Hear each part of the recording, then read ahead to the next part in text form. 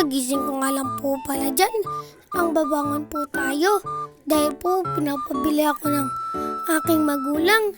Pagkabangon po natin ay bibili na tayo. Yan, bago na po tayo dahil naggalit na po sila. Ito na po. Yan, nasa labas na po ako.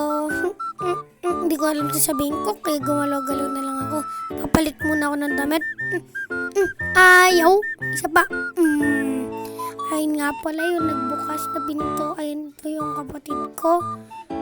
Baby namin po yan. Nabili na po kami suka. Pagbilan nga po, wala daw. Kaya pumasok daw si Skinita para dun bumili ng suka. Yan.